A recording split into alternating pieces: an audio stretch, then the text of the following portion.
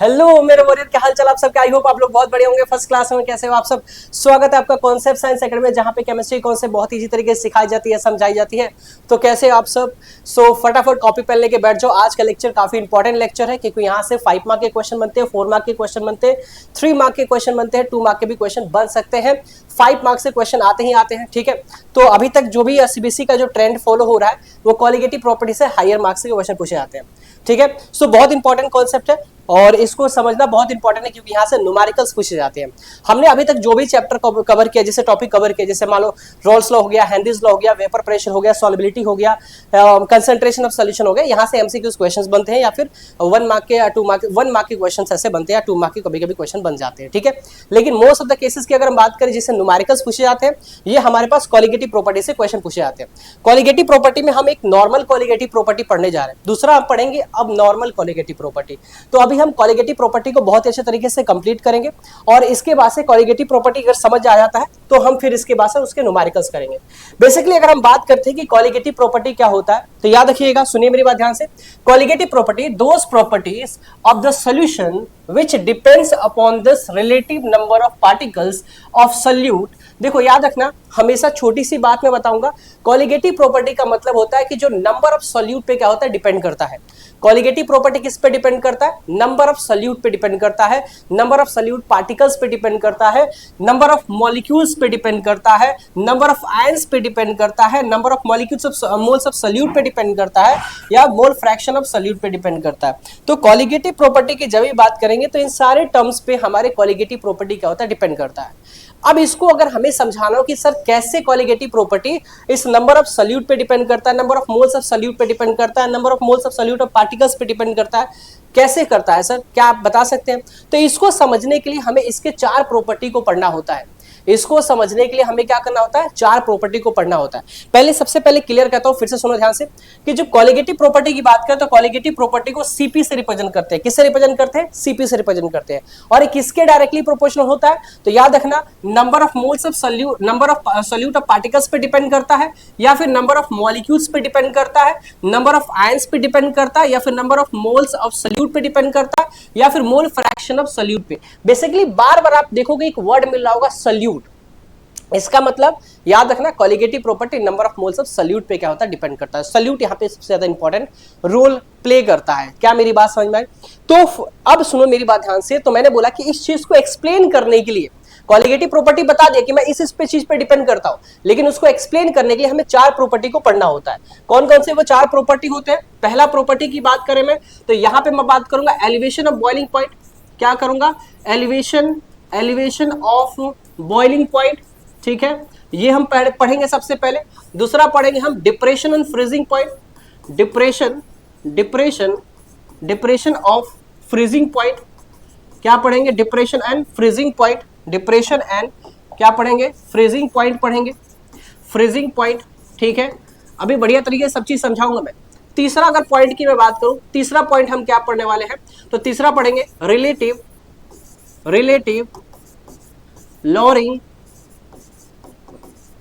Lowering of vapour pressure.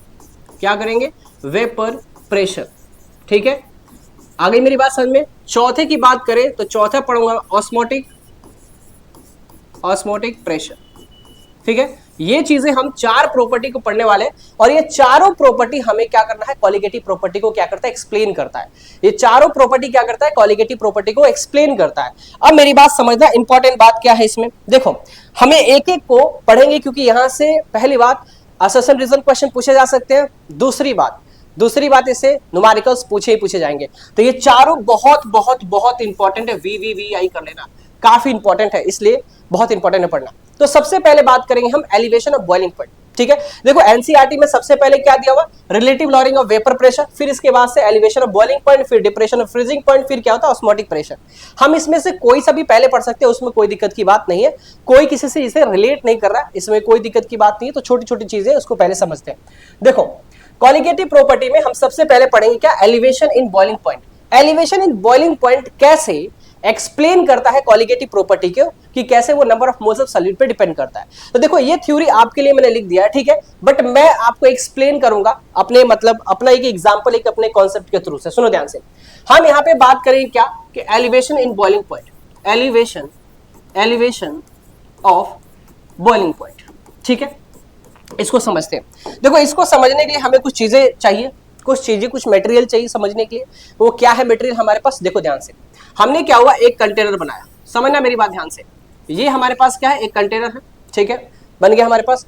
दूसरा हमने एक कंटेनर एक और बना लिया, दो हमने कंटेनर बना लिया, ठीक है। एक कंटेनर में, क्योंकि बहुत इंपॉर्टेंट है, बहुत प्यारा सा कॉन्सेप्ट है, इसको समझना आपको, ठीक है। अब इसमें क्या कर रहा हूं मैं, इसमें प्योर सॉल्वेंट डाल रहा हूं मैं, क्या डाला हूं इसमें, प्योर सॉल्वेंट, याद रखना क्या डाला मैंने यहाँ पे, प्योर सॉल्वेंट। क्या होगा यहाँ पे, प्योर सॉल्वेंट होगा। अब ये प्योर सॉल्वेंट हमारे पास है, इसका मतलब ये क्या हो जाएगा हमारे पास, वोलाटाइल। वोलाटाइल समझाया था, वोलाटाइल क्या होता है, जो इजीली क्या करता है, इवोपरेट कर जाता है, उसे क्या होता है, हम वोलाटाइल बोलते हैं। क्या यहाँ तक बात कसम समझ में आ रही है? अब सुनो ध्यान से, यहाँ पे प्योर सॉल्वेंट डाल दिया, ठीक है। दूसरे वाले में हमने क्या कर दिया, यहाँ पे हमारे पास प्योर सॉल्वेंट तो था, यहाँ पे हमारे पास प्योर सॉल्वेंट तो था, लेकिन अब इसमें क्या कर दिया हमने, इसमें हमने क्या कर दिया, इसमें एक नॉन वोलेटाइल सॉल्यूट डाल दिया। ये क्या डाल दिया इसमें, नॉन वोलेटाइल क्या डाला इसमें, सॉल्यूट। किस में डाला, प्योर सॉल्वेंट में। किस में डाला, प्योर सॉल्वेंट में। जब प्योर सॉल्वेंट में नॉन वोलेटाइल सॉल्यूट डालते हैं तो क्या बन के आता है, एक सॉल्यूशन बन के आता है। मतलब ये हमारे पास क्या बन गया, एक सॉल्यूशन बन गया। अब मेरी बात समझना, एक सॉल्यूशन बन गया। अब यहाँ पे दो चीजें तो हमने बना दी, अब क्या होगा सर, अब खेला क्या होगा, ये खेला बताओ सर। अब यहाँ पे एक बहुत प्यारा सा खेला होगा, क्या वो प्यारा सा खेला क्या हो सकता है, देखो ध्यान से। मान लो हुआ क्या कि यहाँ पे मैंने, देखो सुनो ध्यान से, अब यहाँ पे एक क्राइटेरिया मैं फिक्स करूंगा, उस क्राइटेरिया को फॉलो करना पड़ेगा। क्या क्राइटेरिया होगा कि यहाँ पे जो प्रेशर होगा ना, वो 1 एटमॉस्फेरिक प्रेशर होगा। क्या होगा, 1 एटमॉस्फेरिक प्रेशर होगा, ठीक है। यहाँ पे भी हम क्या करेंगे, 1 एटमॉस्फेरिक क्या लेंगे, प्रेशर लेंगे, ठीक है, 1 ATM, जिसको 1 एटमॉस्फेरिक क्या होता है, प्रेशर बोलते हैं। क्लियर बात समझ में आ रही है?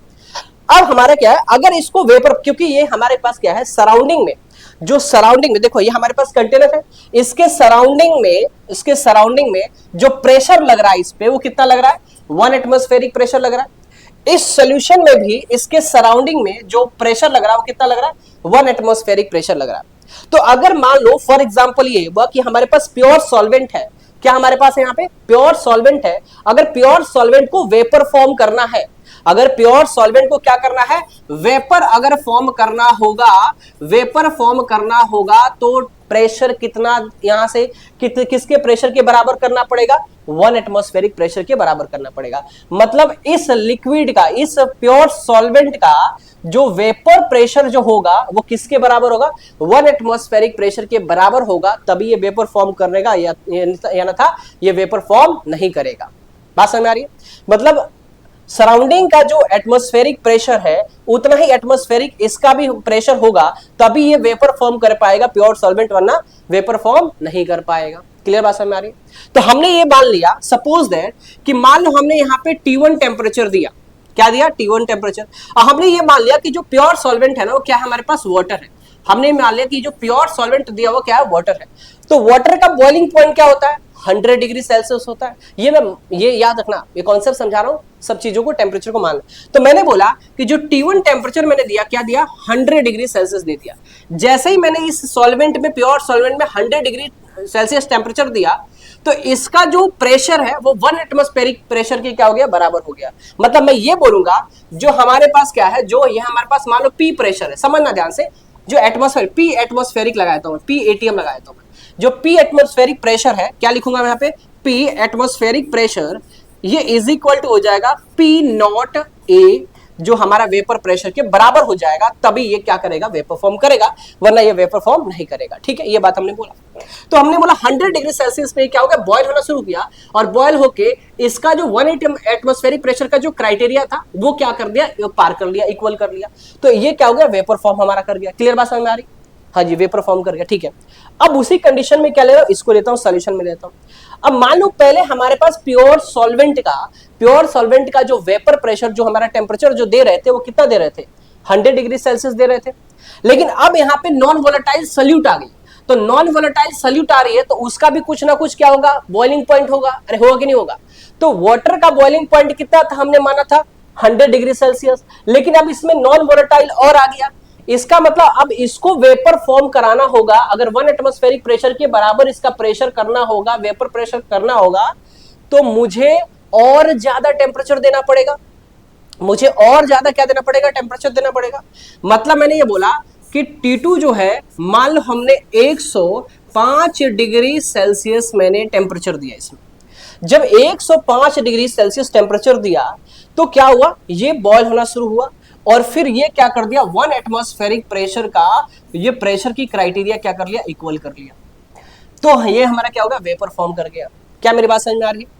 क्या मेरी बात समझ में आ रही है? अगर मैं यहाँ पे ऐसा सपोज ऐसा देता कि मैं 100 डिग्री सेल्सियस टेम्परेचर देता, तो क्या ये जो सोल्यूशन हमारे पास है, क्या ये सोल्यूशन 1 एटमॉस्फेरिक प्रेशर का प्रेशर, मतलब जो ये प्रेशर बाहर का जो प्रेशर है वो जो अंदर का प्रेशर है, वो दोनों इक्वल हो पाता? क्या नहीं हो पाता।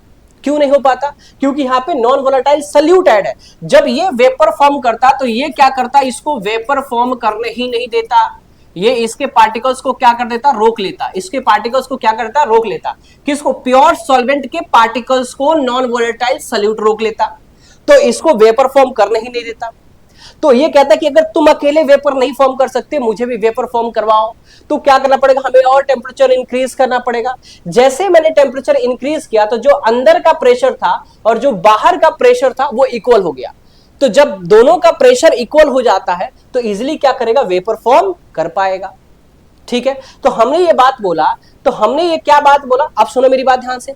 तो हमने बोला कि जब हमारे पास सिर्फ प्योर सॉल्वेंट था तो टेम्परेचर हमने 100 डिग्री सेल्सियस लिया तो वेपर फॉर्म कर दिया, मतलब अंदर का जो प्रेशर था और बाहर का प्रेशर दोनों इक्वल हो गया तो वेपर फॉर्म कर दिया। इसमें हमने जैसे नॉन वोलेटाइल सॉल्यूट ऐड किया तो टेम्परेचर हमें क्या करना पड़ा, बढ़ाना पड़ गया, टेम्परेचर हमको बढ़ाना पड़ गया। इसका मतलब कि नंबर ऑफ सॉल्यूट पे डिपेंड करता है कॉलिगेटिव प्रॉपर्टी। क्या समझ में आया? मतलब कि जैसे ही हम नंबर ऑफ सॉल्यूट बढ़ाएंगे तो टेम्परेचर हमें क्या करना पड़ेगा, राइज करना पड़ेगा, टेम्परेचर हमें इंक्रीज करना पड़ेगा। क्या ये कॉन्सेप्ट समझाई? तो हमने ये बात बोला कि मैं बोलूंगा कि भाई इनका जो डिफरेंस होता है सॉल्वेंट का और सॉल्यूशन के बीच का जो डिफरेंस का जो टेम्परेचर होता है उसको हम बोलते हैं डेल्टा टीबी। क्या बोलते हैं उसको हम? डेल्टा टीबी बोलते हैं। क्या मेरी बात समझ में आ रही है? क्या मेरी बात समझ में आ रही है? अब सुनो ध्यान से। तो डेल्टा टीबी कैसे निकलता है ये भी समझ। अच्छा एक चीज और बताता हूँ, अभी सुनो मेरी बात ध्यान से। डेल्टा टीबी की बात और बात करेंगे, अब सुनो मेरी बात ध्यान से, अभी सुनो। तो हमने ये बोला क्या कि एलिवेशन ऑफ बॉइलिंग पॉइंट को पहली बात किससे रिप्रेजेंट करते हैं, डेल्टा टीबी से रिप्रेजेंट करते हैं। किससे रिप्रेजेंट करेंगे? डेल्टा टीबी से रिप्रेजेंट करेंगे। ठीक है, अब क्या समझ में आ गया कि जो हमारा जो डेल्टा टीबी होता है वो डायरेक्टली प्रोपोर्शनल किसके होता है, डायरेक्टली प्रोपोर्शनल किसके होता है? तो बोलोगे यहाँ पे मोलर कंसंट्रेशन ऑफ सॉल्यूशन के होता है, मोलर कंसंट्रेशन ऑफ सॉल्यूट के होता है। ठीक है, बात समझ में आ रही है? बात समझ में आ रही है? तो यहाँ पे मोलर कंसंट्रेशन क्या लेंगे, देखो सॉल्यूशन लेंगे, सॉरी फॉर दैट, यहाँ पे क्या लेंगे भाई, सॉल्यूशन। देखो ध्यान से क्या होगा, यहाँ पे सॉल्यूशन होगा। अब मेरी बात समझना, तो इसका मतलब delta TB is directly proportional क्या हो जाएगा यहाँ पे, तो मोलर कंसंट्रेशन ऑफ सॉल्यूशन को क्या लेते हैं, स्मॉल एम से रिप्रेजेंट करते हैं। देखो ध्यान से, मोलर कंसंट्रेशन ऑफ सॉल्यूशन जो होता है ना वो कई कुछ भी ले सकते हो आप, लेकिन एनसीईआरटी के जो एनसीईआरटी होता है ना उसको जो लिया उन्होंने स्मॉल एम, मतलब मोलालिटी लिया है। क्या लिया है? मोलालिटी लिया है। याद रखना क्या होगा इसका, मोलालिटी हो जाएगा। क्या मेरी बात समझ में आया? देखो जैसे जैसे number of moles of solute बढ़ाते जाएंगे टेम्परेचर हमें क्या करना पड़ेगा, इंक्रीज करना पड़ेगा। इसका मतलब नंबर ऑफ सॉल्यूट पे क्या करता है, डिपेंड करता है हमारे पास कॉलिगेटिव प्रॉपर्टी। तो हमने क्या बोला कि जो डेल्टा टीबी है, elevation of boiling point is directly proportional molar concentration of solution. अब मोलर कंसंट्रेशन ऑफ सॉल्यूशन क्या लेंगे हम, मोलालिटी लेंगे। आप सुन ध्यान से, तो delta TB is equal to हो जाएगा, जब डायरेक्टली प्रोपोर्शनल हटाते हैं तो कांस्टेंट टर्म आता है जिसको हम के भी बोलते हैं, और ये क्या हो जाता है हमारे पास, स्मॉल एम हो जाता है। तो ये हमारे पास क्या आता है, एक फॉर्मूला बन के आ जाता है किसका, डेल्टा टीबी का। अभी मैं वेयर करके हर चीज को लिखूंगा। क्या यहाँ तक मेरी बात समझ में? डायग्राम बना लेना, डायग्राम बना लेना तुम लोग, ठीक है ना। देखो ध्यान से, अब सुनो ध्यान से, अब मेरी बात सुनो, इसी में सब चीज मैं बढ़िया चीज से सब चीज लिख दूंगा। देखो ये जो डेल्टा टीबी होता है उससे बोलते हैं एलिवेशन ऑफ बॉइलिंग पॉइंट। क्या बोलते हैं, एलिवेशन ऑफ बॉइलिंग पॉइंट। समझना ध्यान से मेरी बात। ये जो केबी है उसको बोलते हैं molal constant, molal elevation, molal elevation, molal elevation, molal elevation constant. ठीक है, आ गई मेरी बात समझ में। अगर बात करूं केबी का यूनिट क्या होगा, तो यहीं पे आपको बढ़िया तरीके से लिखता हूं मैं। केबी का यूनिट हो जाएगा यहाँ पे केल्विन केजी पर मोल, एक ये यूनिट हो जाएगा। दूसरा यूनिट और क्या हो सकता है सर, दूसरा यूनिट एक और हो सकता है, और में करके लिख लेना, क्या होगा केल्विन, ठीक है, और मोलल इनवर्स, मतलब कि यहाँ पे मोलारिटी इनवर्स है, स्मॉल एम और इनवर्स लिख सकते हो। तो इन दोनों में से कोई भी आप इसका यूनिट लिख सकते हो। डेल्टा टी भी है क्योंकि ये टेम्परेचर है, चेंज इन टेम्परेचर है, तो चेंज इन टेम्परेचर को हम किससे, यूनिट का क्या हो सकता है, इसका यूनिट क्या हो सकता है, तो केल्विन इसका यूनिट हो जाएगा। क्या हो जाएगा, केल्विन। डिग्री सेल्सियस में भी आता है, तो डिग्री सेल्सियस में केल्विन में चेंज करके क्या कर सकते हो, क्वेश्चन को सॉल्व कर सकते हो। अब मुझे एक चीज बताओ, सुनो ध्यान से, ये हमने फॉर्मूला डेराइव कर लिया कि delta TB is equal to KB into क्या होता है एम। अभी इसको और ओपन करेंगे तरीके से, लेकिन मैं यहाँ पे एक क्वेश्चन पूछना चाहूंगा। क्वेश्चन क्या होगा कि जो हमारे पास T1 है और T2 है, इनके बीच में एलिवेशन ऑफ बॉइलिंग पॉइंट कितना होगा, तो आप क्या लिखोगे, एक और फॉर्मूला देख लो ध्यान से। आप ये लिखोगे कि जो डेल्टा टीबी होता है, डेल्टा टीबी होता है वो क्या होता है, T2 माइनस का क्या होगा, T1 होगा। ठीक है, change in elevation of boiling point is equal to क्या होगा, T2 माइनस का T1। T2 क्या होता है, मैक्सिमम टेम्परेचर माइनस का क्या होता है, मिनिमम टेम्परेचर। देखो ध्यान से मेरी बात, देखो ध्यान से कि हम number of moles of solute बढ़ाया तो T2 हमारा इंक्रीज हुआ कि नहीं हुआ। पहले हमारे पास T1 क्या था, 100 डिग्री सेल्सियस, अब यहाँ पे T2 क्या हो गया, 15 डिग्री सेल्सियस। मतलब number of moles of solute बढ़ाते तो टेम्परेचर क्या हो रहा है, इंक्रीज हो रहा है कि नहीं हो रहा है। तो मैंने बोला कि बताओ change in elevation of boiling point कितना होगा, change in elevation of boiling point कितना होगा, तो हम बोलेंगे T2 माइनस का T1 कर देंगे, तो change in boiling point of elevation निकल के आ जाएगा, ये हमारे पास हो जाएगा। ठीक है, मेरी बात समझ में आ रही है। अब सुनो मेरी बात ध्यान से, इस T2 को क्या बोलते हैं, समझना मेरी बात ध्यान से। T2 को बोलते हैं elevation of boiling point of the solution, याद रखना। क्वेश्चन पूछा जा सकता है, बहुत बच्चों से पूछा क्वेश्चन इसमें बोलता है क्या, elevation of boiling point of the solution बताओ, तो सब क्या करते हैं, डेल्टा टीवी निकाले चले जाते हैं। बेटा डेल्टा टीवी आपको नहीं निकालना, डेल्टा टीवी तब निकालना है जब डेल्टा टीवी ऐसा बोल दे एलिवेशन ऑफ बॉइलिंग पॉइंट, क्या बोले, एलिवेशन ऑफ बॉइलिंग पॉइंट सिर्फ बोलता है तब डेल्टा टीवी निकालना है। अगर ऐसा बोल दे कि मोलल, क्या बोले, मोलल एलिवेशन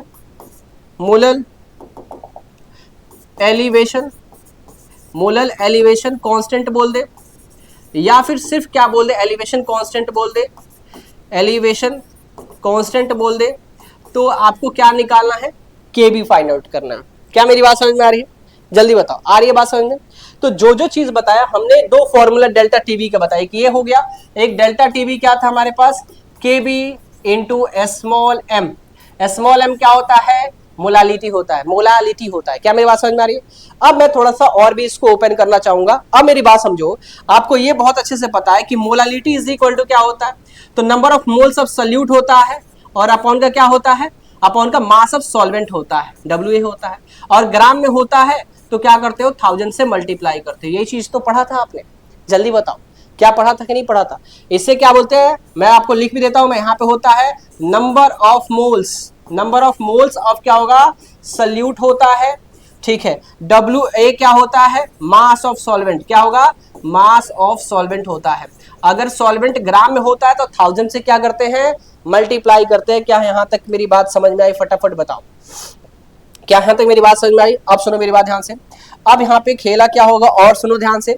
तो मैं यहाँ पे क्या करूंगा, इस डेल्टा टीबी को उठाऊंगा, लो ध्यान से, delta TB is equal to लिखूंगा मैं केबी इनटू, अब इस स्मॉल एम की जगह क्या लिखूंगा मैं, एनबी अपॉन का क्या हो जाएगा, देखो अब मेरी बात सुनो ध्यान से, थोड़ा सा और भी इसको ओपन कर सकता हूं मैं, और भी क्या हो सकता है, देखो अब तो ये फॉर्मूला भी लिख सकते हो, WB अपॉन का WA लिख सकते हो, और मल्टीप्लाई बाई क्या लिख सकते हो, 1000 भी लिख सकते हो। क्या मेरी बात समझ आ रही है। लो तुम्हें एक और फॉर्मूला मैंने दे दिया, ये लो तुम्हें एक और फॉर्मूला मैंने दे दिया, ठीक है। ये फॉर्मूला कब लगेगा, जब मास ऑफ सॉल्वेंट पूछ दे आपसे, क्या पूछ दे, मास ऑफ सॉल्वेंट बता दो तो आप फॉर्मूला ही लगा दो। अगर आपसे सिर्फ क्या पूछे, मोलालिटी पूछे तो ये फॉर्मूला लगा दो, क्या मेरी बात समझ में आ रही है? क्वेश्चन वगैरह सब कराऊंगा। और मैं यहाँ पे एक बात और बोलूं, थोड़ा सा देखो ध्यान से, मैं यहाँ पे और भी चीजें थोड़ा सा क्लियर करता हूं, सुनो मेरी बात ध्यान से। देखो अब सुनो मेरी बात ध्यान से, अगर मैं एनबी की बात करूं, मैं किसकी बात करूं, मैं एनबी की बात करूं, तो एनबी क्या होता है, गिवन मास अपॉन का मोलर मास, यही तो होता है। एनबी क्या होता है, गिवन मास अपॉन का मोलर मास। गिवन मास को क्या करते हैं, डब्ल्यू बी से रिप्रेजेंट करते हैं, क्योंकि गिवन मास किसका लेते हैं, हमेशा सॉल्यूट का लेते हैं, सॉल्वेंट का भी ले सकते हैं, लेकिन हमें क्या होता है, एनबी निकालना है। एनबी निकालना है तो क्या करेंगे, given mass of solute upon का मोलर मास ऑफ क्या होगा, सॉल्यूट होगा। तो इसको डब्ल्यू बी अपॉन का एम बी लिख सकते हैं कि नहीं लिख सकते हैं।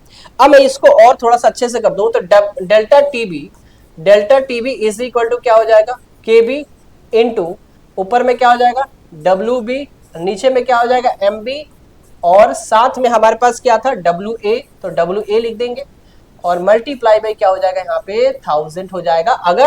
अगर क्या हो सकता है, अगर ये आपको किस में दे, ग्राम में दे मासेस, तो आप ये फॉर्मूला यूज कर सकते हैं। ठीक है, दिखाई दे रहा है आपको अच्छे तरीके से, जल्दी बता दो। अब सुनो मेरी बात ध्यान से, अब सुनो, इसके बाद से अगर मैं यहाँ पे ये बात बोलूं कि अब यहाँ पे वेयर करके सारे डेटा को मैं लिखूंगा। देखो चीजों को पढ़ना है तो ढंग से पढ़ो, वरना मत पढ़ो। ठीक है, ढंग से पढ़ना अच्छे तरीके से। डेल्टा टीबी बता दिया क्या होता है, T2 बता दिया क्या होता है, T1 क्या होता है, elevation of boiling point of solvent है, टेम्परेचर ऑफ सॉल्वेंट होता है ना, टेम्परेचर ऑफ क्या हो जाएगा, सॉल्वेंट हो जाएगा। अब मेरी बात सुनो ध्यान से, यहाँ तो मैं यहाँ पे ये लिखूंगा, यहाँ पे केबी के बारे में तो मैंने लिख दिया, डब्ल्यू बी के बारे में लिखता हूँ, चलो ठीक है।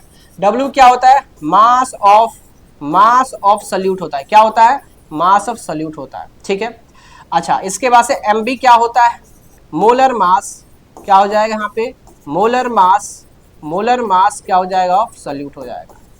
ठीक है, अच्छा ठीक है। इसके बाद से डब्ल्यू ए क्या होता है, तो मास ऑफ क्या होता है, सॉल्वेंट होता है।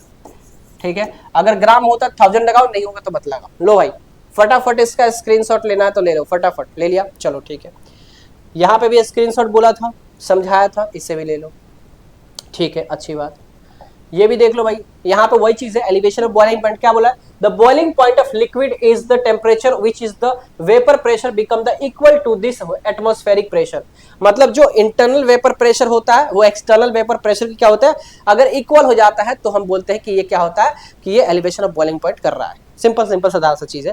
यहाँ पे वही बात बोला है कि जब नंबर ऑफ सल्यूट बढ़ाओगे तो हमारे क्या होता है, बॉइलिंग पॉइंट को क्या करना पड़ेगा, इंक्रीज करना पड़ेगा। सिंपल सी बात है, बताया था, समझाया था। इसे स्क्रीनशॉट ले लो, क्योंकि ये तुम्हारे लिए रखा हूं कि आप नोट्स अच्छे से बना सकते हो। ठीक है, नहीं तो मैं सिंपल सा आता और आपको डायरेक्ट ये सारी चीजें बता के निकल भी जाता। ठीक है, तो यहां तक मेरी बात अगर आपको समझ में आ गई होगी, तो अब हम बात करेंगे depression and freezing point. Depression and freezing point क्या होता है, देखो ध्यान से। इसके लिए भी मैं फिर से वही कंटेनर यूज करूंगा, सारा खेल वही करने वाला हूं मैं। इसका स्क्रीनशॉट लेना है तो ले लो, इसको हम लास्ट में ही पढ़ के आपको समझाएंगे। ठीक है, समझो मेरी बात ध्यान से। तो डिप्रेशन एंड फ्रीजिंग पॉइंट दूसरा हमारे पास कॉन्सेप्ट था। तो डिप्रेशन एंड फ्रीजिंग पॉइंट को अगर देखूं मैं, तो क्या कहना चाहूंगा, देखो ध्यान से, मैं कुछ इस तरीके से कहना चाहूंगा। ठीक है, क्या कहना चाहूंगा इस तरीके से, देखो डिप्रेशन, आप डिप्रेशन में तो नहीं है बेटा, डिप्रेशन ऑफ, ठीक है, फ्रीजिंग पॉइंट। अब समझना ध्यान से, अब मेरी बात समझो, क्या होगा, फिर से दो कंटेनर हम उठाएंगे। क्या करेंगे, दो कंटेनर। लो भाई कंटेनर फटाफट बना रहा हूं मैं, आपको भी बना लेना है कंटेनर। इस तरीके से हमेशा आपको याद रहेगा। ये लो, ये हमारे पास एक कंटेनर हो गया। ठीक है, अच्छा नहीं बना वैसे, बट कोई बात नहीं। एक हमारे पास ये कंटेनर हो गया, दो कंटेनर हो गया। ठीक है, मेरी बात समझ में आ रही है? अब सुनो ध्यान से। अब हमने क्या कर दिया, इस कंटेनर में सबसे पहले इसमें प्योर सॉल्वेंट फिक्स कर दिया, प्योर सॉल्वेंट इसमें डाल दिया। ये क्या है, प्योर सॉल्वेंट। समझना मेरी बात ध्यान से, प्योर सॉल्वेंट। यहाँ पे हम क्या बोलेंगे, क्या है, प्योर सॉल्वेंट। क्या है हमारे पास, प्योर सॉल्वेंट। ठीक है, अच्छी बात है। यहाँ पे हमारे पास प्योर सॉल्वेंट भी दे रखा है, प्योर सॉल्वेंट भी दे रखा है, और साथ में हमारे पास क्या दे रखा है, यहाँ पे नॉन वोलेटाइल सल्यूट दे रखा है। क्या दे रखा है यहाँ पे, ये नॉन वोलेटाइल हो जाएगा, नॉन वोलेटाइल सल्यूट हो जाएगा। ठीक है, और ये प्योर सॉल्वेंट हो जाएगा, प्योर सॉल्वेंट हो जाएगा। ठीक है, और ये टोटल क्या बन जाएगा हमारे पास, सोल्यूशन। तो ये हमारे पास क्या है, सोल्यूशन है, ये हमारे पास क्या है, सॉल्वेंट। ठीक है, अच्छी बात, अच्छी बात, बढ़िया बात, बढ़िया बात। अब मेरी बात सुनो, खेला। अब खेला क्या होगा, अब यहाँ पे फ्रीजिंग पॉइंट की बात कर रहा है। किसकी बात कर रहा है, फ्रीजिंग पॉइंट, मतलब कि फ्रीज करने की बात कर रहा है। तो गर्मी का मौसम है, आपको बर्फ जमाना होता है। तो जब आपको बर्फ जमाना होता है तो आप क्या करते हो, बर्फ लाके डालते हो फ्रिज में या फिर वाटर डालते हो। तो आप बोलते सर वाटर डालते हैं। तो आप क्या करते हो कि उस फ्रीजर में आप क्या करते हो, वाटर लेते हो और उसको क्या करते हो, फ्रीजर में डालते हो, और इसके बाद से उसमें जो टेम्परेचर करते हो कितना करते हो, 0 डिग्री सेल्सियस। कितना करते हो, 0 डिग्री सेल्सियस। 0 डिग्री सेल्सियस पे जो लिक्विड होता है वो आइस के फॉर्म में कन्वर्ट होना शुरू हो जाता है।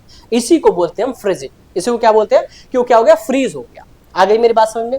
अब उसी को खेला हम समझेंगे कि अगर मान लो कि अगर हमारे पास प्योर सॉल्वेंट है, मतलब प्योर सॉल्वेंट का मतलब लिक्विड हमारे पास दिया हुआ है, वाटर दे रखा है। मैं जब भी प्योर सॉल्वेंट बोलूंगा आपको इमेजिन कर लेना है कि ये क्या है, हमारे पास वाटर है। क्या हमारे पास दिया हुआ है, वाटर है। ये चीजें आपको इमेजिन कर लेना है, ठीक है। अब वाटर का जो फ्रीजिंग पॉइंट होता है वो कितना होता है, 0 डिग्री सेल्सियस होता है। तो हमने ये बोल दिया कि जो हमारे पास प्योर सॉल्वेंट है उसमें जो हमारे पास जो टेम्परेचर है जिसको हम क्या बोलते हैं, टीएफ। याद रखना, डिप्रेशन और फ्रीजिंग पॉइंट को हम रिप्रेजेंट करते हैं डेल्टा टीएफ से। किससे रिप्रेजेंट करते हैं, डेल्टा टीएफ से रिप्रेजेंट करते हैं। बस इतना दिमाग में रखना। अब मेरी बात सुनो ध्यान से।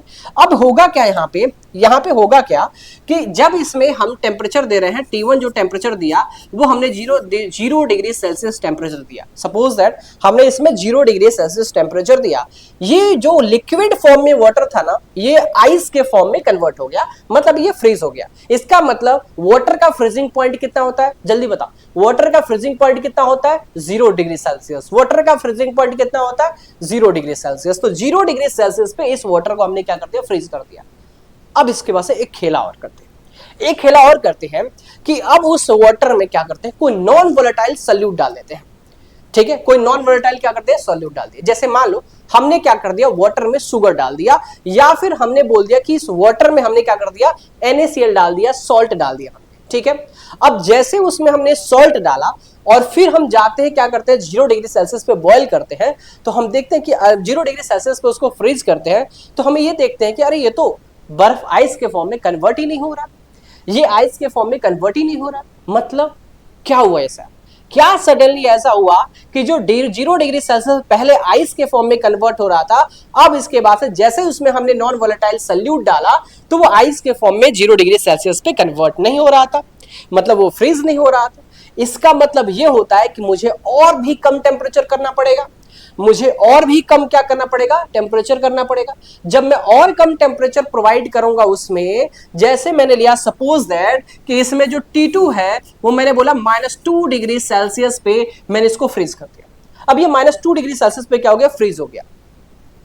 जो याद रखना, प्योर सॉल्वेंट 0 डिग्री सेल्सियस पे क्या हो गया, फ्रीज हो गया। लेकिन जैसे ही non volatile solute pure solvent पे अगर हम डालते हैं, जब सॉल्यूशन बनाते हैं और उसके फ्रीजिंग पॉइंट की बात करते हैं, तो फ्रीजिंग पॉइंट उसका और क्या होता है, कम हो जाता है। ठीक है, तभी जाके क्या होता है, वो फ्रीज हो जाता है। आपने देखा होगा ये बात कि जहां पे आइस बर्फ वगैरह सब होता है ना, जब घर में होता है तो वो क्या करते हैं, सॉल्ट और क्या करते हैं, डाल देते हैं, सॉल्ट वगैरह डाल देते हैं। जैसे सॉल्ट डालते हैं तो क्या होता है, वो थोड़ा लिक्विड के फॉर्म में कन्वर्ट होकर क्या होता है, ब्रेक होना शुरू हो जाता है। क्यों होता है, क्योंकि 0 डिग्री सेल्सियस पे क्या होता है, वो बर्फ बना हुआ आता है। जैसे ही हम उसमें नॉन वोलेटाइल सॉल्यूट यूज करें, अब वो 0 डिग्री सेल्सियस नहीं मिल रहा है उसको, जब नहीं मिल रहा है तो क्या करेगा, लिक्विड के फॉर्म में कन्वर्ट होना शुरू कर देगा। अगर और ज्यादा टेम्परेचर हो गया तो उसको भी क्या करेगा, आइस में कन्वर्ट कर लेगा। क्या मेरी बात समझ में आ रही है, वो भी क्या हो जाएगा, फ्रीज हो जाएगा, वो भी क्या हो जाएगा, फ्रीज हो जाएगा। Is that clear. तो इसका मतलब इसका फ्रीजिंग पॉइंट क्या करना, इसका टेम्परेचर क्या करना पड़ेगा, कम करना पड़ेगा। इसका टेम्परेचर क्या करना पड़ेगा, कम करना पड़ेगा। इसका टेम्परेचर हमें बढ़ाना पड़ेगा। तो मैं आपसे ये क्वेश्चन पूछूंगा कि बताओ change in depression of freezing point कितना होगा, change in depression of freezing point कितना होगा। तो आप बोलोगे सर जो डेल्टा टीएफ होता है ना, वो is equal to maximum minus का क्या होता है, मिनिमम होता है। तो आप मुझे बताओ मैक्सिमम टेम्परेचर किसका है, T1 का है। तो यहां पे बोलोगे T1 माइनस का क्या कर दोगे, T2 कर दोगे। T1 माइनस का क्या कर दोगे, यहाँ पे T2 कर दोगे। क्या मेरी बात समझ में आ रही है, क्या मेरी बात समझ में आ रही है, जल्दी बताओ। बॉइलिंग पॉइंट में क्या था हमारे पास, T2 माइनस T1 था। क्योंकि हम नंबर ऑफ सॉल्यूट ऐड करते तो बॉइलिंग पॉइंट इंक्रीज होता है।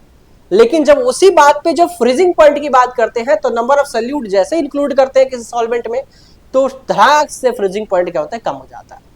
इसलिए जब भी हम चेंज इन फ्रीजिंग पॉइंट निकालते हैं तो क्या करते हैं, T1 मैक्सिमम टेम्परेचर माइनस के क्या करते हैं, मिनिमम टेम्परेचर हम कर देते हैं। क्या यहां तक मेरी बात समझ में आई, अच्छा ठीक है।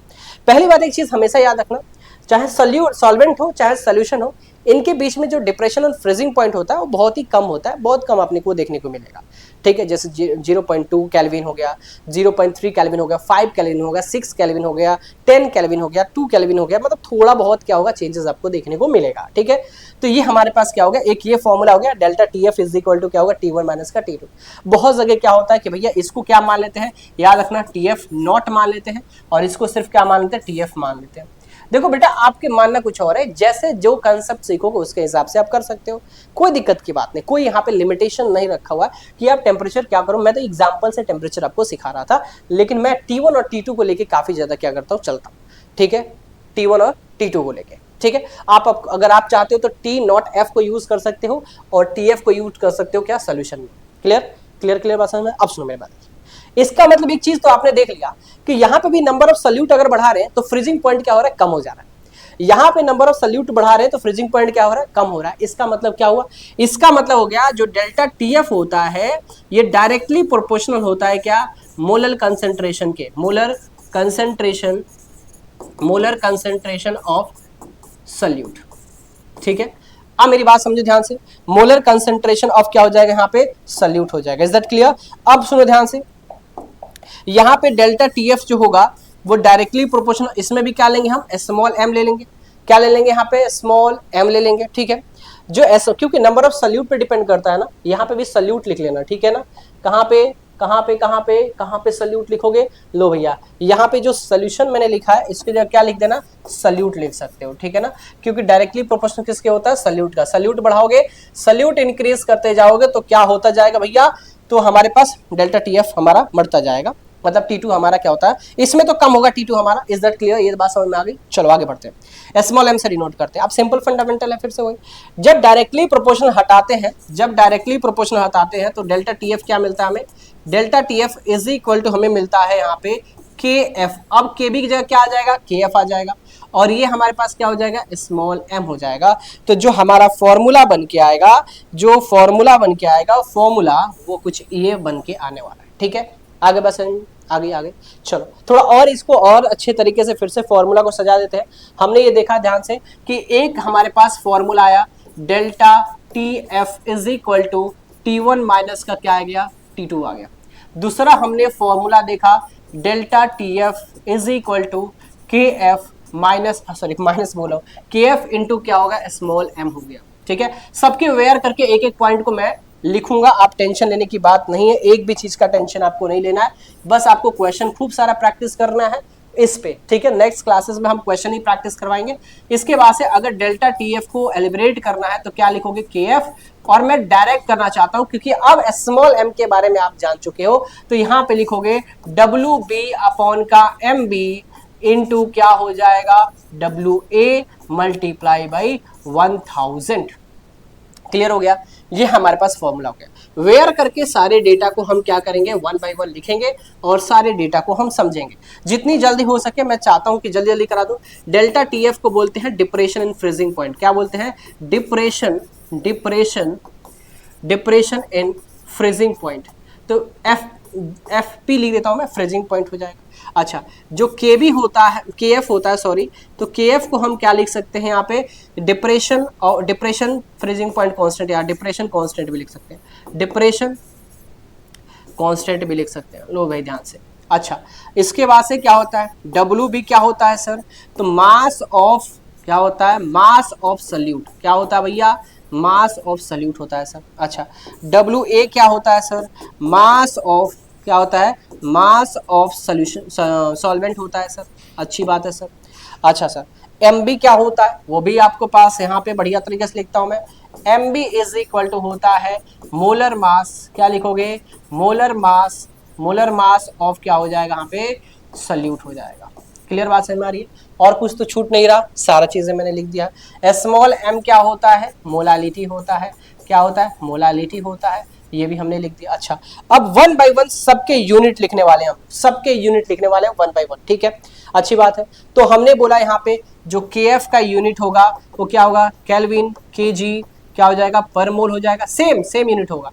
या फिर इसको और ले सकते हो, केल्विन और स्मॉल m इनवर्स, ऐसा भी आप लिख सकते हो। डेल्टा TF का जो है आप लिख सकते हो यहाँ पे केल्विन सिर्फ लिख सकते हो यूनिट। अच्छा बाकी यहाँ पे ये ग्राम में भी ग्राम में लोगे, ये भी आप ग्राम में लोगे, इसको लिखते हैं हम ग्राम पर मोल लिखते हैं। क्या लिखते हैं इसको? ग्राम पर मोल। लो सब कुछ क्लियर कर दिया। क्या यहां तक मेरी बात समझ में आ गई? डिप्रेशन इन फ्रीजिंग पॉइंट समझ में आ गया कॉन्सेप्ट अच्छे तरीके से? कोई दिक्कत परेशानी? स्क्रीनशॉट ले लो भाई फटाफट, ये सब चीजें आपको। अच्छा इसके क्वेश्चंस करने हैं ना तो यही 2 डब्बा आपको काम आएगा, सच बता रहा हूं, इसके क्वेश्चन करने तो यही 2 डब्बा आपको काम आएगा। जो भी क्वेश्चन करो इमेजिन कर लेना कि भाई ऐसे ये डब्बा बनेगा, ये डब्बा बनेगा, और ऐसे इससे कंसंट्रेशन हमारा लिया जाएगा। और मैं खुद पर्सनली क्वेश्चंस आपको जब मैं कराऊंगा तो इस तरीके से दोनों डब्बा का हर क्वेश्चन मैं यूज करके आपको दिखाऊंगा, और उस तरीके से कॉन्सेप्ट और क्वेश्चन की जो क्लियरिटी होती है काफी मतलब मजा आ जाएगा आपको जब आप उसको क्या करोगे, पढ़ोगे तो। ठीक है, तो चलो इसको एक बार आप चाहो तो इसको डिप्रेशन इन फ्रीजिंग पॉइंट को रीड भी कर सकते हो। क्या बोले यहाँ पे? डिक्रीजिंग मतलब decreasing point of liquid that the temperature which is the liquid and it is the solid state is exist equilibrium is this each other। ठीक है, it may be defined as the temperature and which is the liquid and solid state of substance। क्या लिख दिया है भाई? बेकार सा लिख दे रखा। ठीक है, मैंने जो बताया उसको याद रखना भाई। ठीक है, आगे मेरी बात समझ यहाँ पे। चलो इसके बाद से बात करेंगे हम relative lowering of vapour pressure. Relative lowering of क्या करेंगे? वेपर प्रेशर लिखेंगे। ठीक है ना। अच्छा अभी जो डिप्रेशन इन फ्रीजिंग पॉइंट का जो लाइन लिखा था ना उसको क्रॉस कर देना। ठीक है ना, वेपर प्रेशर वाला उसको क्या करना? हटा देना, साइड कर देना। अब मेरी बात सुनो, relative lowering of vapour pressure की बात करें ना तो बड़ा सस्ता सा कॉन्सेप्ट है इसका। इस कॉन्सेप्ट समझोगे क्या? पक्का? आ जाओ समझा। लो देखो ध्यान से, फिर से इसमें भी हम क्या करेंगे? लो भैया एक यहाँ पे हमने कंटेनर ले लिया। हाँ जी, बार बार ये कंटेनर लेके ही आपको दिखाएंगे कि देखो कैसे नंबर ऑफ सल्यूट पे कॉलिगेटिव प्रॉपर्टी डिपेंड कर रहा है। कैसे एक्सप्लेन कर रहा है देख रहे हो? जब सल्यूट बढ़ाओगे टेम्परेचर क्या हो रहा है? राइज हो रहा है। जब सल्यूट को बढ़ाओगे तो आपने देखा कि फ्रीजिंग पॉइंट में टेम्परेचर कैसे कम हो रहा है? कम हो रहा है। अब यहाँ पे खेल क्या होगा? प्रेशर का। किसका खेल होने वाला है? प्रेशर का। देखो ध्यान से, यहाँ पे फिर से हमने ये बात बोला कि ना अब हम नहीं मानेंगे। यहाँ पे फिर से हम क्या लेंगे? तो प्योर सॉल्वेंट लेंगे। तो लो भैया हमने क्या ले लिया? यहाँ पे प्योर सॉल्वेंट ले लिया। बार बार मैं इसे लिख के पढ़ा रहा हूँ तो मैं दिमाग में छप जा। अरे छपा लो भैया दिमाग में तुम लोग। ये हमारे पास क्या है? प्योर सॉल्वेंट, और हमारे पास नॉन वोलेटाइल क्या होगा? सल्यूट हो गया। आगे बात समझ में, ये हमारे पास क्या होगा? Non volatile. नॉन वोलेटाइल क्या होगा? सल्यूट हो जाएगा। ठीक है, ये हमारे पास क्या हो जाएगा? वही बात प्योर सॉल्वेंट जो कि क्या होता है? वोलेटाइल होता है। मतलब एक प्रकार का क्या बन गया? हमारे पास सोल्यूशन हो गया। क्या हो गया? हमारे पास सोल्यूशन हो गया। Is that clear? Clear clear clear? Yes clear. सुनो ध्यान से, अब हमें क्या करना है? सिंपल फंडामेंटल है। फिर 1 ATM क्या करना है हमें? 1 ATM, और यहां पर लेना है 1 ATM। Clear clear clear? अब मेरी बात सुनो ध्यान से, अब मुझे क्या करना है कि हमारे पास क्या है? हमारे पास यहाँ पे सॉल्वेंट प्रेजेंट है। क्या प्रेजेंट है हमारे पास? सॉल्वेंट। अब मुझे सॉल्वेंट को वेपर फॉर्म कराना है। क्या कराना है? वेपर फॉर्म कराना है। तो वेपर फॉर्म कराने के लिए तो हमने मान लिया, क्या मान लिया? मान लिया कि जो इसका वेपर प्रेशर है वो क्या हमारे पास? P0A है। क्या लिया हमने? P0A। P0A का मतलब क्या होता है? Pure vapour pressure. अब प्योर सॉल्वेंट है भाई, तो प्योर सॉल्वेंट का जो वेपर प्रेशर होगा वो क्या होगा? P0A होगा। रॉल्स लॉ में पढ़ाया था कि नहीं पढ़ाया था? ये बताओ जल्दी से। रॉल्स लॉ में समझाया था आपको बहुत अच्छे से डिटेल में, तो यहाँ पे वो चीजें यूज करना है। ठीक है, मतलब कि हम जितना ज्यादा, देखो ध्यान से, टेम्परेचर बढ़ाएंगे प्रेशर इंक्रीज होगा। ये होगा कब? कितना जाएगा? जो इंटरनल प्रेशर होगा और जो एक्सटर्नल प्रेशर होगा दोनों इक्वल होगा तभी वेपर फॉर्म कर पाएगा, वरना वेपर फॉर्म नहीं कर पाएगा। ये अभी पिछले कॉन्सेप्ट पे बताया था। ठीक है, तो इसका मान लिया हमने वेपर प्रेशर कितना है? P0A है। और जब सोल्यूशन बन गया, जब हमारे पास सोल्यूशन बन गया तो इसमें प्रेशर और ज्यादा क्या होगा? कम हो जाएगा। आपको क्या लग रहा था? बढ़ जाएगा? नहीं नहीं नहीं, कम होगा। क्यों होगा? क्या? सुनो ध्यान से, मान लो कि इस प्योर सॉल्वेंट का वेपर प्रेशर हो रहा होगा, वेपर प्रेशर आ रहा होगा, तो ये जो नॉन वोलेटाइल सॉल्यूट ऊपर पड़ा है ना, ये इनको क्या करेगा? वेपर फॉर्म करने ही नहीं देगा, नहीं करने देंगे। क्या कर लोगे तो बोला कि अच्छा ऐसी बात है, तो ऐसी बात है मतलब कि वेपर क्या हो जाएगा? कम हो जाएगा यहाँ पे। तो याद रखना, जो P सॉल्यूशन का वेपर प्रेशर क्या होता है? कम होता है, लेकिन P सॉल्वेंट का वेपर प्रेशर क्या होगा? ज्यादा होगा, जल्दी वेपर फॉर्म कर जाएगा। क्योंकि यहाँ पे नॉन वोलेटाइल सॉल्यूट, और नॉन वोलेटाइल सॉल्यूट क्या होता है? इजीली वेपर फॉर्म नहीं करते। जब इजीली वेपर फॉर्म नहीं करते, इसका मतलब क्या हो रहा है? इसका वेपर प्रेशर क्या हो जाएगा? कम हो जाएगा। इसका वेपर प्रेशर क्या होगा? कम होगा। क्यों कम होगा? क्योंकि 1 एटमॉस्फेरिक प्रेशर के बराबर ही नहीं होगा इंटरनल वेपर प्रेशर, तो क्या हो जाएगा? ये कम हो जाएगा। इसका मतलब सोल्यूशन का वेपर प्रेशर कम हो जाएगा। Clear clear clear clear? बात समझ में? आगे तो मैं इसका अगर मैं यहाँ पे बोलूं रिलेटिव रिलेटिव, जब भी रिलेटिव आ जाए भाई सोचना ही नहीं है, रिलेटिव हमेशा रिलेशन जोड़ते हैं, ठीक है, बात समझ आ रही है, सामने बढ़ाई पीठ पीछे बुराई, तो वही वाला हाल, relative lowering of vapour pressure is directly proportional नहीं, इक्वल टू क्या होगा, equal to mole fraction of, क्या होगा, मोल फ्रैक्शन ऑफ क्या होगा, तो मोल फ्रैक्शन ऑफ सल्यूट हो जाए। जी हाँ, बिल्कुल बिल्कुल, जब relative lowering of vapour pressure जो होता है वो किसके बराबर होता है, मोल फ्रैक्शन ऑफ, ठीक है, क्या होता है, मोल फ्रैक्शन ऑफ क्या होगा भैया, सल्यूट के होगा, ठीक है, आगे मेरी बात समझ में, ठीक है, आगे मेरी बात समझ में, अब मेरी बात सुनिए ध्यान से, तो relative lowering of vapour pressure is equal to क्या होता है, मोल फ्रैक्शन ऑफ सल्यूट होगा। हाँ जी, कैसे, सुनो बढ़िया सुनो भाई, आज तुम्हें हम ये बता देंगे कि अगर अरे ठीक, आज ये बता देंगे कि अगर आपने ढंग से नहीं पढ़ा तो भैया आपसे जो क्वेश्चन बनने का जो क्राइटेरिया वो नहीं बनेगा। तो क्या मैं बोल सकता हूँ, यहाँ पे देखो ध्यान से, तो मैं यहाँ पे ये बोल सकता हूँ कि एक काम करते हैं, मतलब कि यहाँ पे P नॉट A मतलब प्योर वेपर प्रेशर माइनस का क्या हो जाएगा, pressure of solution divided by P not A is equal to mole fraction of B, ये हमारे पास हो जाएगा। क्यों, relation lowering of vapour pressure को हम ऐसे ही लिखते हैं। आप बोलोगे सर ऐसे कैसे लिख दिए, मेरे टीचर तो कुछ बड़ा सा डेरिवेशन करके लेके आते। देखो हो सकता है डेरिवेशन, मैं इसमें ऐसा नहीं बोलूंगा, नहीं, रॉल्स लॉ को इंक्लूड करके, ठीक है, और उससे हम क्या करते हैं, डेरिवेशन कर सकते हैं। लेकिन आपके में डेरिवेशन थोड़ी आता है भाई, इससे तो न्यूमेरिकल्स आता है, डायरेक्ट न्यूमेरिकल्स आता है, कॉन्सेप्ट समझना, न्यूमेरिकल्स करना, ज्यादा भागदौड़ नहीं करना, कभी नहीं आएगा, ठीक है, समझो। तो क्या होगा हमारे पास, देखो रिलेशन जब भी होना, तो मैंने क्या बोला, पीठ पीछे बढ़ाई करेंगे, बात समझ रही है, तो हमारे पास क्या होगा, P not A minus PS, और फिर मतलब पीठ पीछे बुराई करते हैं, सॉरी, सामने क्या करेंगे भाई, सामने बढ़ाई करेंगे, मतलब P not A minus PS हो जाएगा, और पीठ पीछे बुराई करते हैं, डिवाइडेड बाय क्या ना कर देंगे, P नॉट A कर देंगे, इज इक्वल टू क्या होता है, मोल फ्रैक्शन ऑफ B हो जाता है। और यहां से क्वेश्चन बहुत पूछा जाता है, इज वेरी वेरी इंपॉर्टेंट। आप समझो मेरी बात ध्यान से, क्या मैंने बोला यहाँ पे कि हमारे पास P नॉट A प्योर, पहले प्योर सॉल्वेंट का वेपर प्रेशर माइनस का सॉल्यूशन का वेपर प्रेशर अपॉन का P not A vapour pressure is equal to, हमने बोला मोल फ्रैक्शन ऑफ क्या होगा, सल्यूट हो जाएगा, ठीक है, अच्छी बात है सर, हाँ जी आपने सही बताया, अच्छा सही बताया मैंने, हाँ जी बिल्कुल सही बताया। अब मेरी बात कॉन्सेप्ट समझना ध्यान से, यहां से क्वेश्चन कैसे कैसे पूछे जाते हैं। तो मैंने ये बात बोल दिया कि भैया P not A minus PS is equal to क्या लिख सकता हूं मैं, P not A is equal to mole fraction of solute को क्या लिख सकते हैं, number of moles of solute upon का number of moles of solute, solvent plus का number of moles of solute, ऐसे भी लिख सकते हो, ये भी हमारे पास फॉर्मूला है, ठीक है। अगर हमारे पास क्या हो, कंडीशन में देता हूं, कंडीशन सुनना मेरी बात ध्यान से, एक एक चीज डिटेल में, क्या कंडीशन होनी चाहिए, तो ध्यान से कंडीशन समझना। अगर क्वेश्चन में आपसे ये पूछ दे, फाइंड द, क्या बोले यहाँ पे, find the number of solute, find the number of solute, number of solute आपसे पूछते, तो जब नंबर ऑफ सल्यूट पूछ देता है और बाकी सब डेटा आपको इसमें दिया रहेगा, बात समझ में रही, सब डेटा आपको क्या हुआ, दिया रहेगा। अगर मैं ये बोलूं या फिर ऐसे बोलूं मैं कि जो, याद रखना, जब ऐसा number of moles of solute बोल दे, इसका मतलब एक चीज समझ लेना, क्या समझोगे कि जो number of moles of solvent है ना, जो number of moles of solvent है वो बहुत बड़ा है as compare to number of moles of solute से। सॉल्यूट छोटा है, number of moles of solute क्या है, कम है, ये कम है, और ये क्या है भाई, ज्यादा है। तो हम ये बोल सकते हैं कि भाई NB क्या हो जाएगा, 0 हो जाएगा, अप्रोक्स में इसको क्या ले सकते हैं, 0 ले सकते हैं।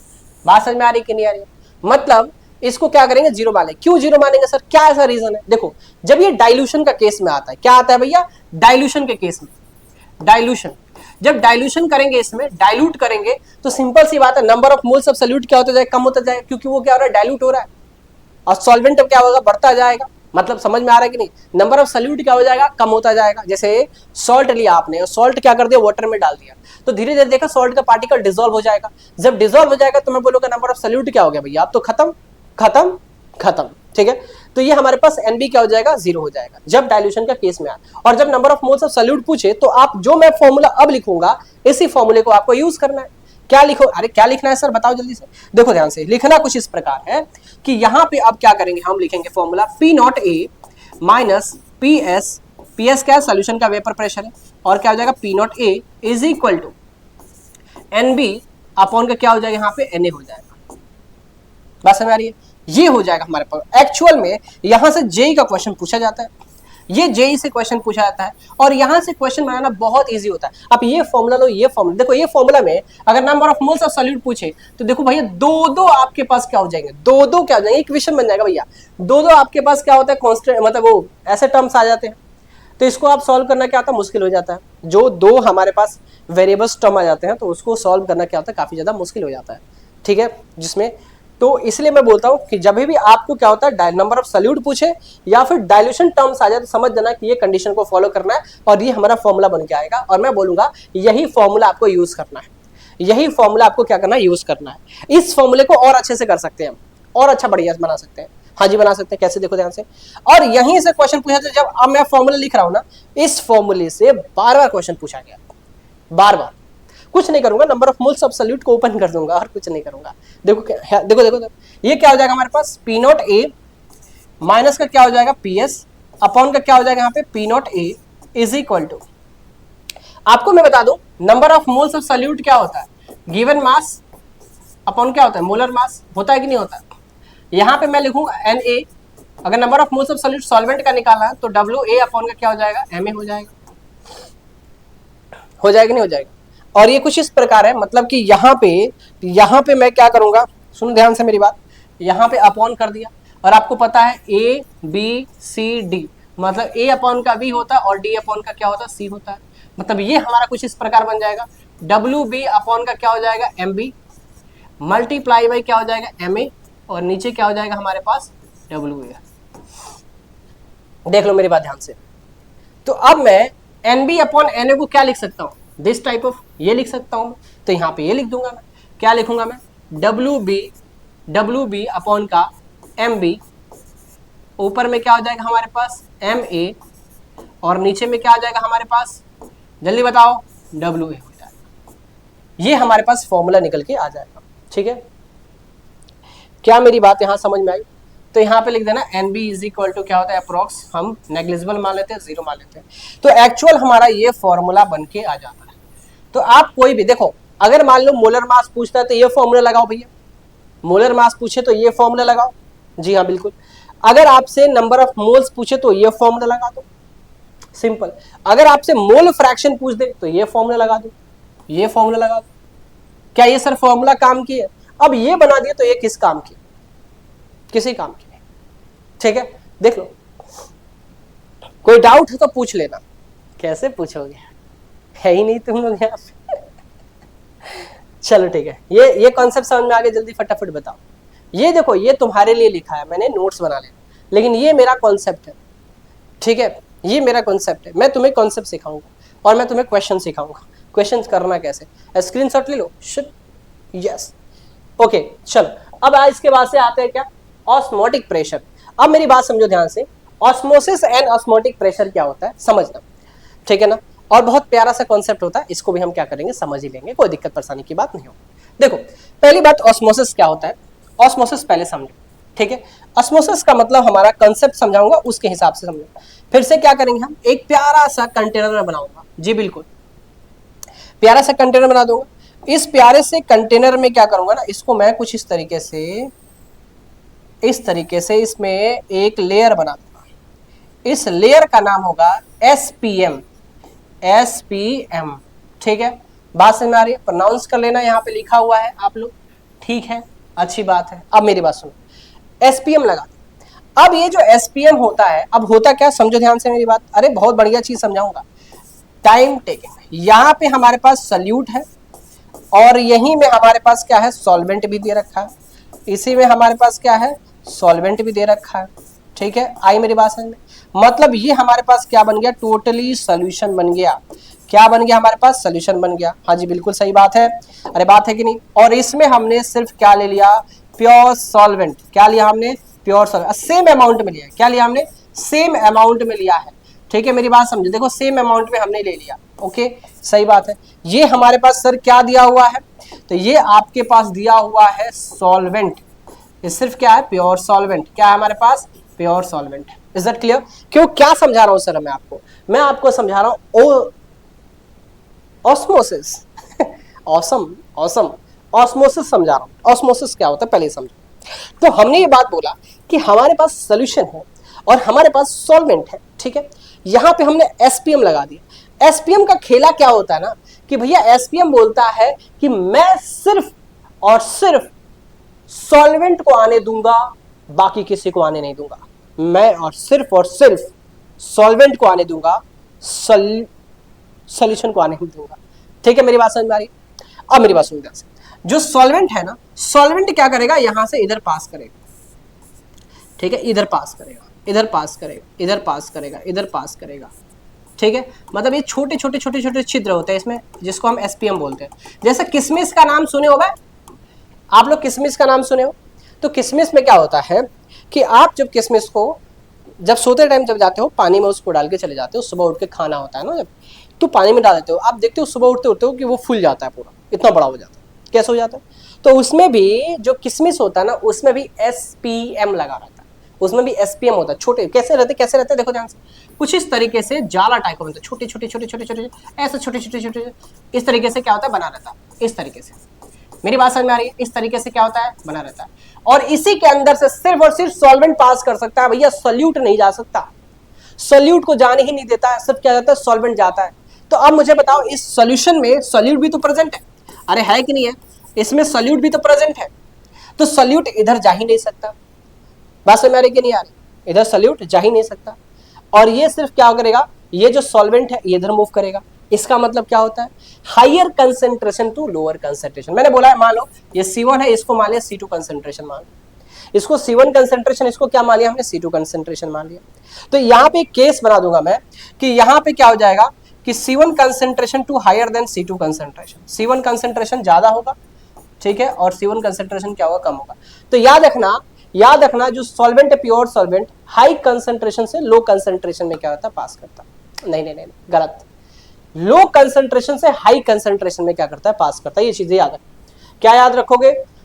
लो कंसेंट्रेशन से हाई कंसेंट्रेशन में क्या करता है? ये पास करता है। ठीक है, आगे बात समझ में?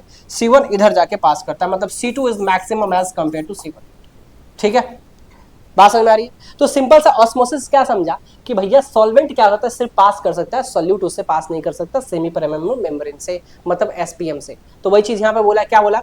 Osmosis defined as the spontaneous net flow. Spontaneous reaction होता है, मतलब आप कोई भी एक्सटर्नल एनर्जी कुछ भी नहीं दे रहे हो उसमें, एक्सटर्नल ना फोर्स दे रहे हो, ना एनर्जी दे रहे हो, ना कुछ दे रहे हो, कुछ भी नहीं दे रहे हो, वो खुद से हो रहा है, खुद से हो रहा है। जब किशमिश को पानी में जब डाल रहे हो आप, तो क्या आप उसमें लेके बैठे हो कि भाई लो ले पानी, लो पानी, ऐसे ऐसे दे रहे हो क्या उसको? नहीं ना, आपने पानी रखा, पानी में उसको डाल दिया, आप सुबह देखोगे तो किशमिश क्या हो जाएगा? फूल जाएगा।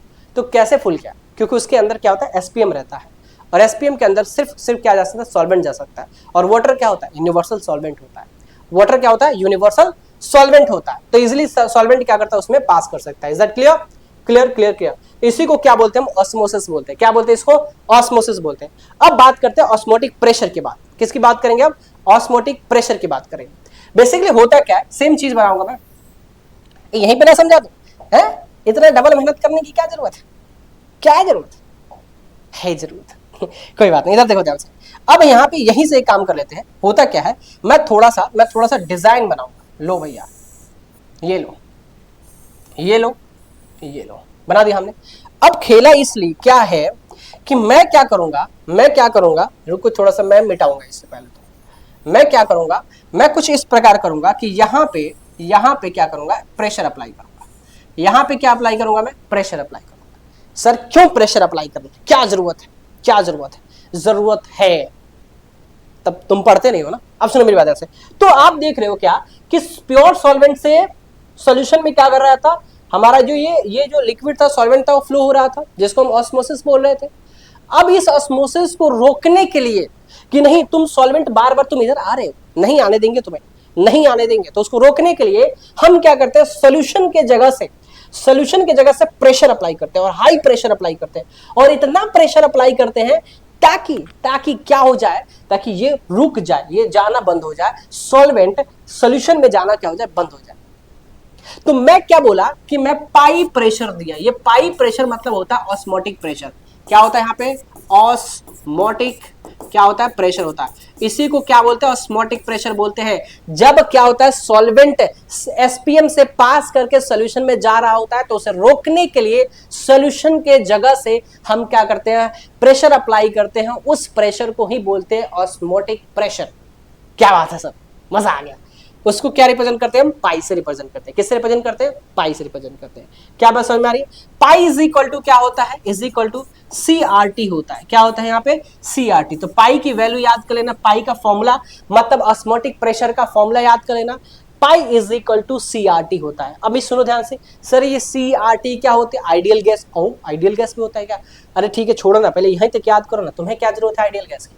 तो पाई इज इक्वल टू क्या होता है, CRT होता है। ठीक है, T मतलब टेम्परेचर, R मतलब क्या होता है, गैस कांस्टेंट, C मतलब क्या होता है, concentration of solution. Concentration of solution को क्या लिख सकते हैं, N अपॉन का V, और क्या हो जाता है, ये RT हो जाता है। तो पाई का ऑस्मोटिक प्रेशर का फॉर्मूला बन जाता है। इसको हम ऐसे लिखते हैं, V pi is equal to क्या हो जाएगा, NRT। आप ऐसे भी ले सकते हो। ये बहुत सारे हमारे फॉर्मूले बन के आ जाते हैं। ठीक है, फटाफट देख लो। ये देख लो भाई, ये हमारे पास फॉर्मूला बन के आ गया। ठीक है, आगे बात समझ में, ऑस्मोटिक प्रेशर समझ लिया था, ऑस्मोसिस समझ में आ गया था क्या होता है, और इसके फॉर्मूला होता है क्या होता है। अब सुनो, मैं ध्यान से सब चीज लिखूंगा। यहाँ पे अगर बात करूंगा मैं, एक एक पॉइंट को डिटेल में डिकोड कर दूंगा, वेयर करके लिख दूंगा भैया। लो भाई, ये हमारे पास वेयर करके लिखो। पहली बात बताते हैं क्या होता है। पहली बात, पाई को बोलते हैं ऑस्मोटिक प्रेशर। क्या बोलते हैं उसको, ऑस्मोटिक प्रेशर। क्या बोलेंगे, ऑस्मोटिक प्रेशर। ठीक है, अच्छा ठीक है। इसके बाद सी को क्या बोलते हैं हम, सी मतलब concentration, concentration of solution. Concentration of क्या हो जाएगा, सॉल्यूशन हो जाएगा। अच्छी बात है सर, ओके। इसके बाद से आर क्या होता है, गैस कांस्टेंट। गैस क्या होता है, कांस्टेंट होता है। ठीक है, ये हमेशा आपकी वैल्यू दिया रहेगा। टी क्या होता है, टेम्परेचर होता है। ये भी आपको टेम्परेचर क्या हुआ, दिया रहेगा। ठीक है, आगे बात समझ में। 0.0823 इंटू मतलब 2321 होता है, 0.00821। ठीक है, केल्विन एटीएम पर मोल होता है ऐसे करके। ठीक है, बट कोई नहीं, ये तो दिया रहेगा आपको क्वेश्चन में। क्या ये आपको ये फॉर्मूला याद हो गया, याद हो गया। कैसे आया, क्या ये दिमाग में नहीं डालना, फॉर्मूला याद कर लेना। ठीक है, ओके चलो। अब मेरी बात थोड़ा सा एक छोटू सा बात, क्या छोटू सा बात है, तो मैंने यहाँ पे ऑस्मोटिक प्रेशर को बताया हुआ था, थोड़ा ऑस्मोटिक प्रेशर को देख लेते हैं। तो यहाँ पे वही बात बोल रहा है क्या, the external pressure which is the must be apply the solution the order to stop follow the solvent into the solution through the SPM equal to the osmotic pressure। मतलब आप इतना प्रेशर अप्लाई कर दो, इतना pressure apply कर दो कि यहाँ पे जो सॉल्वेंट में फ्लो, सॉल्वेंट से जो सॉल्यूशन में फ्लो हो रहा था उसको क्या करते हैं, स्टॉप कर दे, स्टॉप कर दे। क्या मेरी बात समझ में आ रही है, उसी को क्या बोलते हैं, ऑस्मोटिक प्रेशर बोलते हैं। बता दिया, समझा दिया आपको। Is that clear, clear clear, बहुत ही अच्छे समझाया। तो और क्या चाहिए तुम्हें, और क्या चाहिए, अब यहाँ पे आ जाओ। एक छोटू सा MCQs क्वेश्चन यहां से आने की संभावनाएं हो सकती है, तो उस संभावनाओं को सही तरीके से, सही नजरिए से देख के खत्म करते हैं। देखो, एक होता है क्या, ऑस्मोटिक प्रेशर में एक होता है हमारे पास क्या, हाइपरटोनिक, हाइपरटोनिक, दूसरा होता है आइसोटोनिक, तीसरा होता है hypotonic, hyper hypo, hyper hypo, hyper hypo और आइसोटोनिक सॉल्यूशन, याद रखना। अब सुनो ध्यान से, हाइपरटोनिक, हाइपरटोनिक क्या होता है, हायर सॉल्यूट आउटसाइड, बाहर में ज्यादा क्या है भाई, सॉल्यूट प्रेजेंट है। जैसे मान लो यहाँ पे सुनो ध्यान से, बाहर में ज्यादा सॉल्यूट प्रेजेंट है। बात समझ में आ रही है, कोई दिक्कत इसमें नहीं, दिक्कत ठीक है। हायर वाटर इनसाइड, अंदर क्या होता है, ज्यादा वाटर प्रेजेंट। देखो ध्यान से सुनो, ये जो व्हाइट तुम्हें दिख रहा है, ये जो व्हाइट दिख रहा है, इसको क्या बोलेंगे हम, सॉल्यूट बोलेंगे। ये जो रेड दिख रहा है, इसको क्या बोलते हैं हम, सॉल्वेंट बोलेंगे। यहाँ पे क्या बोलेंगे, सॉल्वेंट। तो याद रखना, बाहर आउटसाइड में हमारे पास बहुत ज्यादा सॉल्यूट रहेगा, और अंदर क्या होगा, हायर वाटर इनसाइड, अंदर रहेगा। ठीक है, इनसाइड आउटसाइड। ठीक है, आगे समझ में, ठीक है, कोई दिक्कत नहीं, क्लियर क्लियर। दूसरी बात, आइसोटोनिक में यही याद करके रखना है, इक्वल सॉल्यूट और इक्वल वाटर। जितना सल्यूट बाहर है उतना सॉल्वेंट अंदर है, मतलब इसको बोलते हैं आइसोटोनिक सॉल्यूशन। ठीक है, इसके बाद से hypertonic solution, higher solute inside. अब सॉल्यूट अंदर आ गया, देखो हाइपो मतलब अंदर क्या है, अब सॉल्यूट प्रेजेंट है हायर, और बाहर क्या हो रहा है, ज्यादा से ज्यादा सॉल्वेंट प्रेजेंट है, उसी को क्या होते हैं, हाइपोटोनिक। Screenshot, good. ठीक है, ये चीजें तुम्हें याद करके रखना है, ये चीजें तुम्हें याद करके रखना है, मेरी बस ये नहीं करना है, याद करना। तो यहां से बेटा देखो, मजाक यहां सुनो मेरी बात ध्यान से। तो मैंने यहां पे बोला क्या कि आपको प्रॉपर पूरा कॉलिगेटिव प्रॉपर्टी पढ़ा है, लेकिन ये नॉर्मल कॉलिगेटिव प्रॉपर्टी होता है। क्या होता है ये, नॉर्मल कॉलिगेटिव प्रॉपर्टी होता है। इसके बाद से हम पढ़ेंगे अब नॉर्मल कॉलिगेटिव प्रॉपर्टी, जिसमें हम वेंडर फैक्टर को यूज करके पढ़ेंगे, जिसमें एसोसिएशन डिसोसिएशन कैसे होता है, कैसे आई की वैल्यू कैलकुलेट किया जाता है, वो सब चीजें यहां पे पढ़ेंगे। लेकिन जब तक आपको कॉलिगेटिव प्रॉपर्टी प्रॉपर क्लियर नहीं होगा, मतलब फॉर्मूला क्लियर है, मैं पढ़ाऊं और क्लियर ना हो ऐसा हो नहीं सकता, क्लियर हो गया होगा। ठीक है, तो आगे हम जब क्वेश्चंस करें, मतलब अब नेक्स्ट आपका जो वीडियो आएगा ना, मतलब लेक्चर जो आएगा मेरा, वो आप न्यूमेरिकल बेसिस आएगा, और पीवाईक्यू न्यूमेरिकल्स प्लस का एनसीईआरटी न्यूमेरिकल्स प्लस का एक्स्ट्रा क्वेश्चन का न्यूमेरिकल्स उसमें क्या करूंगा, इंक्लूड करूंगा। तो अगर वीडियो अच्छी लगे तो लाइक कर देना, शेयर करना, सब्सक्राइब करना। Thank you so much, bye bye, take care, bye bye. Prabhu